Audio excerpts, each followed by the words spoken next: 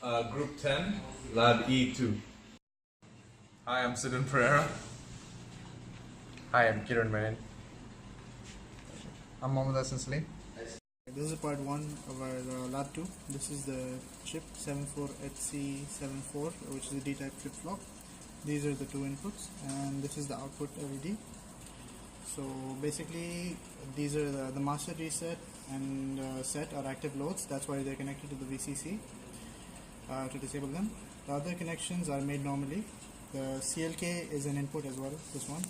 As you can see here, it is an active low to high. When the clock goes from low to high, the state of the input D will affect the output. This is the input D. If you see, so here you can see D is an input and clock is an input.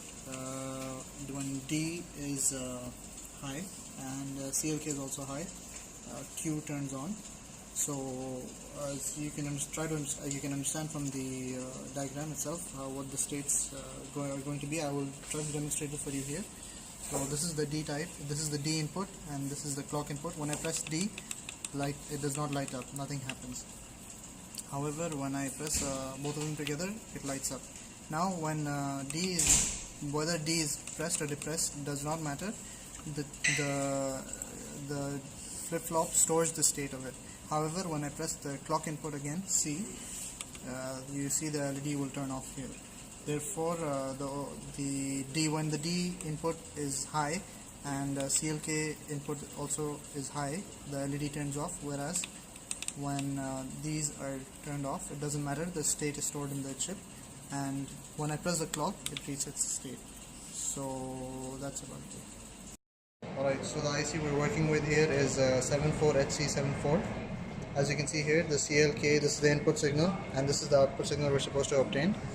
And you can see that result over here on the oscilloscope as well. So what happens is whenever this goes up, the output changes, the Q changes, but when it goes down, the output does not change. So that's it. That's all. Alright, so this is the circuit created for question 3 of Lab E2 for DED. Over here we've constructed the circuit as asked. This over here is the 4-bit counter, and over here are the 3 NAND gates that we're using to reload the circuit. Over here is a schematic of our circuit. This 161, as I showed you, connects to the LED module over here. However, these two here, these outputs, we connect also to the NAND gate here. So this is our reload logic, and we're using a switch to control it. This here is the clock, as you can see over here, in which we've adjusted it so you can see the count as it goes over here from 1, 2, 3, 4, 5, 6. So the blacks being 0, and when it's colored in being 1. Thank you.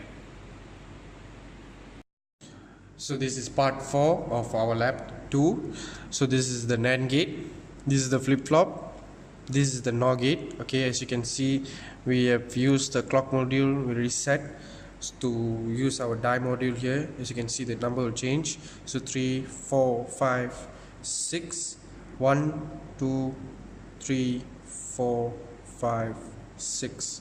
So as you can see, this is the switch.